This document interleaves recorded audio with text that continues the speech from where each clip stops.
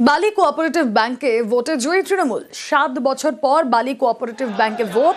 62টি আসনের মধ্যে 52 আসনে বিনা প্রতিদ্বন্দ্বিতায় জয়।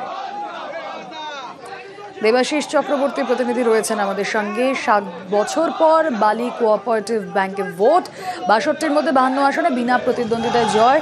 ছবি দেখাচ্ছি আপনাদের, আরো বিস্তারিত জানবো। প্রতিনিধি দেবাশিস সঙ্গে রয়েছেন। দেবাশিস, দেখো, অবশ্যই বলা যেতে পারে যে বালি পুরসভা, হাওড়া পুরসভায় দীর্ঘদিন ভোট হয়নি। সেখানে দাঁড়িয়ে একই রকম ভাবে বালি কোঅপারেটিভ ব্যাংক সহ হাওড়ার একাধিক কোঅপারেটিভ ব্যাংকে কিন্তু ভোট হয়নি। অবশেষে ধীরে ধীরে সেই ভোট শুরু হয়েছে এবং বালি কোঅপারেটিভ ব্যাংকের যে ভোট, সেই ভোটে কিন্তু ইতিমধ্যেই জয়লাভ করেছে তৃণমূল সমর্থিত 52 জন প্রার্থী। ইতিমধ্যে 62টি আসন থাকলেও, সিট থাকলেও, সেখানে 52টি আসনে তাদের নমিনেশন জমা করা হয়েছিল, যাদের কোনো প্রতিদ্বন্দ্বী নেই। তবে 10টি আসনে কিন্তু ভোট হবে।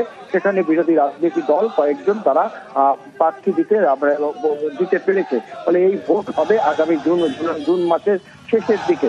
তবে ইতিমধ্যেই কিন্তু 62টি আসনের মধ্যেই 52টি আসন জয় করে কার্যত বালি কোঅপারেটিভ ব্যাংকের বেশ নজর থাক।